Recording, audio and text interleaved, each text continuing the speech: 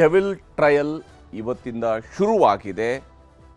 ರೇಣುಕಾಸ್ವಾಮಿಯವರ ಅಪ್ಪ ಅಮ್ಮ ಇಬ್ಬರು ಕೂಡ ಕೋರ್ಟ್ಗೆ ಬಂದಿದ್ದರು. 57 CCH ಕೋರ್ಟ್ನಲ್ಲಿ ಇವತ್ತು ವಿಚಾರಣೆ ನಡೆದಿತ್ತು. ಈ ಸಂದರ್ಭದಲ್ಲಿ ಇನ್ ಕ್ಯಾಮ್ರಾ ವಿಚಾರಣೆ ನಡೆದಿದೆ. ಅಂದರೆ ಜಡ್ಜ್ ಅವರ ಮುಂದೆ ಏನು ಸಾಕ್ಷಿಗಳು ಮತ್ತು ವಕೀಲರು ಇದ್ದು ವಿಚಾರಣೆ ನಡೆಸಲಾಗಿದೆ. ಬಾಲನ್ ಅವರು ಪವಿತ್ರ ಪರ ವಕೀಲರು ಕ್ರಾಸ್ ಎಕ್ಸಾಮಿನೇಷನ್ ವೇಳೆ ಬಹಳಷ್ಟು ಪ್ರಶ್ನೆಗಳನ್ನು ಕೇಳಿದ್ದಾರೆ. ನಿಮ್ಮ ಮಗ ಕೋರ್ಟ್ ಕೇಸ್ಗೆ ಹೋಗ್ತಿದ್ದದ್ದು ಗೊತ್ತಾ ಅಂತ ಹೇಳಿ, ಅದರ ಬೇರೆ ಬೇರೆ ಪ್ರಕರಣಗಳಲ್ಲಿ ಬಜರಂಗ ದಳ ಹುಡುಗರ ಜೊತೆಗೆ ಓಡಾಡ್ತಾ ಇದ್ದಂಥದ್ದು ನಿಮಗೆ ಗೊತ್ತಿತ್ತಾ ಅಂತ ಹೇಳಿ, ಹಾಗೂ ನಿಮ್ಮ ಮಗನನ್ನು ಅಪಹರಿಸಿದ್ರು ಅನ್ನೋದು ಕೂಡ ನಿಮಗೆ ಗೊತ್ತಾ ಅಂತ ಕೇಳಿದರು. ಅದಕ್ಕೆ ರತ್ನಪ್ರಭಾ ಅವರು ಯಾವುದೂ ಗೊತ್ತಿಲ್ಲ ಅಂಥೇಳಿ ಉತ್ತರವನ್ನು ಕೊಟ್ಟಿದ್ದಾರೆ.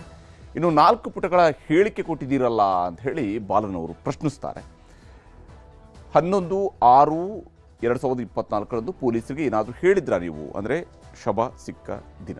11ಕ್ಕೆ ಹೇಳಿಲ್ಲ, 16ಕ್ಕೆ ನಾನು ಹೇಳಿದ್ದೀನಿ, ಜೂನ್ 16ರಂದು ನಾನು ಹೇಳಿಕೆಯನ್ನು ಕೊಟ್ಟಿದ್ದೆ ಅಂತ ತಿಳಿಸ್ತಾರೆ. ನಿಮ್ಮ ಬಳಿ, ಪತಿಯವರ ಬಳಿ, ಸೊಸೆ ಬಳಿ ಮೊಬೈಲ್ಗಳು ಇವೆಯಾ ಅನ್ನುವಂಥ ಪ್ರಶ್ನೆಯನ್ನು ಕೇಳಿದ್ದಾರೆ. ಅದಕ್ಕೆ ಎಲ್ಲರ ಬಳಿಯೂ ಕೂಡ ಮೊಬೈಲ್ಗಳು ಇದ್ದಾವೆ ಅಂತ ಹೇಳಿ ರತ್ನಪ್ರಭಾ ಅವರು ಉತ್ತರವನ್ನು ಕೊಟ್ಟಿದ್ದಾರೆ. 8/6/2024 ಅಂದರೆ ಆತ ಕಾಣೆಯಾದಂಥ ದಿವಸ ನಿಮ್ಮ ಮಗ ಕರೆ ಮಾಡಿದ್ನಾ, ಸಂಜೆ 7 ಗಂಟೆಗೆ ಕರೆ ಬಂದಿತ್ತಾ ಅನ್ನುವಂಥ ಪ್ರಶ್ನೆಗಳನ್ನು ಕೇಳಿದ್ದಾರೆ. ಇಲ್ಲ, ಯಾವುದೇ ಕರೆಗಳು ಬಂದಿಲ್ಲ ಅಂಥೇಳಿ ರತ್ನಪ್ರಭಾ ಅವರು ತಿಳಿಸ್ತಾರೆ. ಜೂನ್ 8, 2024 ನಿಮ್ಮ ಮಗ ಅಪೋಲೋ ಫಾರ್ಮಸಿಯಲ್ಲಿ ಕೆಲಸ ಮಾಡಿದ್ದು ನಿಮಗೆ ಗೊತ್ತಿದೆಯಾ ಅಂತ ಕೇಳಿದ್ದಾರೆ. ಬೆಳಗ್ಗೆ 10:30ರಿಂದ 12:30ವರೆಗೆ ಕೆಲಸ ಮಾಡ್ತಿದ್ನಾ ಅಂತ ಕೂಡ ಪ್ರಶ್ನಿಸಿದ್ದಾರೆ. ಅದಕ್ಕೆ ಫೋನ್ ಮಾಡಿದಾಗ ಎಲ್ಲಿದ್ದ ಎನ್ನುವುದನ್ನು ನೀವು ಕೇಳಿದ್ದೀರಾ ಅನ್ನುವಂಥ ಪ್ರಶ್ನೆಯನ್ನು ಕೂಡ ಕೇಳಿದ್ದಾರೆ.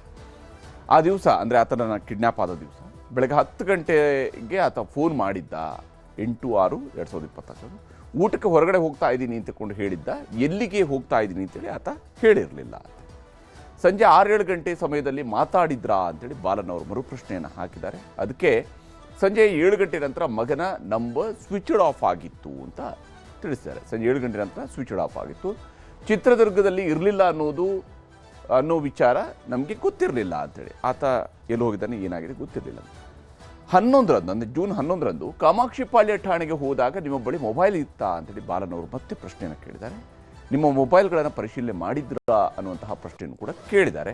ಇದಕ್ಕೆ ಮೊಬೈಲ್ಗಳು ಇದ್ವು, ಟೆಸ್ಟ್ ಮಾಡಿದ್ರು ಅನ್ನುವಂಥದ್ದನ್ನು ರತ್ನಪ್ರಭಾ ಅವರು ತಿಳಿಸಿದ್ದಾರೆ. ಬಾಲಾಜಿ ಬಾರ್ ಆ್ಯಂಡ್ ರೆಸ್ಟೋರೆಂಟ್ಗೆ ನಿಮ್ಮ ಮಗ ಆಗಾಗ್ಗೆ ಹೋಗ್ತಿದ್ನಾ ಅನ್ನುವಂತಹ ಪ್ರಶ್ನೆಯನ್ನು ಕೂಡ ಕೇಳಿದ್ದಾರೆ.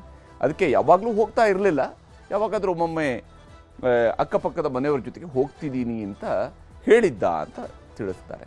ಶವಾಗಾರದಲ್ಲಿ ನೀವು ನಿಮ್ಮ ಮಗನನ್ನು ನೋಡಿದ್ರಾ ಅನ್ನುವಂಥ ಪ್ರಶ್ನೆಗೆ ನಿಮ್ಮ ಮಗನ ಮೈ ಮೇಲೆ ಬ್ಲೂ ಟಿ ಶರ್ಟ್ ಇತ್ತು, ಮನೆಯಿಂದ ಹೊರಟಾಗ ಅದೇ ಟಿ ಶರ್ಟ್ ಹಾಕಿದ್ನಾ ಅನ್ನುವಂಥ ಪ್ರಶ್ನೆಯನ್ನು ಕೂಡ ಕೇಳಿದ್ದಾರೆ. ಹೋಗುವಾಗ ಬೇರೆ ಬಟ್ಟೆ ಇತ್ತು, ಆ ಬಟ್ಟೆ ಇರಲಿಲ್ಲ ಅಂತ ಹೇಳಿ ರತ್ನಪ್ರಭಾ ಅವರು ಉತ್ತರವನ್ನು ಕೊಟ್ಟಿದ್ದಾರೆ. ಗಡಿಯಾರ ಮತ್ತು ನೀಲಿ ಪ್ಯಾಂಟ್ ಬಗ್ಗೆ ಪೊಲೀಸರು ಹೇಳಿದ್ರಾ ಅನ್ನುವಂಥ ಪ್ರಶ್ನೆಯನ್ನು ಕೇಳಿದ್ದಾರೆ. ಇಲ್ಲ, ಹೇಳಿಲ್ಲ, ಅವುಗಳನ್ನು ನೋಡಿದಾಗ ನಮಗೆ ಗೊತ್ತಾಯಿತು ಅಂಥೇಳಿ ತಿಳಿಸಿದ್ದಾರೆ. 9ರಂದು ನಿಮ್ಮ ಮಗ ಯಾವ ಗಾಡಿಯಲ್ಲಿ ಯಾವ ಊರಿಗೆ ಹೋದ ಅಂತ ಗೊತ್ತಾಯ್ತಾ ಅನ್ನುವಂತಹ ಪ್ರಶ್ನೆಯನ್ನು ಕೂಡ ಕೇಳಿದ್ದಾರೆ. ಅದಕ್ಕೆ ಕಾಣೆಯಾದ ಬಗ್ಗೆ ದೂರು ಕೊಡಬೇಕು ಅಂತ ನಿಮ್ಗೆ ಯಾಕೆ ಅನ್ನಿಸ್ಲಿಲ್ಲ ಅನ್ನುವಂತಹ ಪ್ರಶ್ನೆಯನ್ನು ಕೂಡ ಕೇಳಿದ್ದಾರೆ.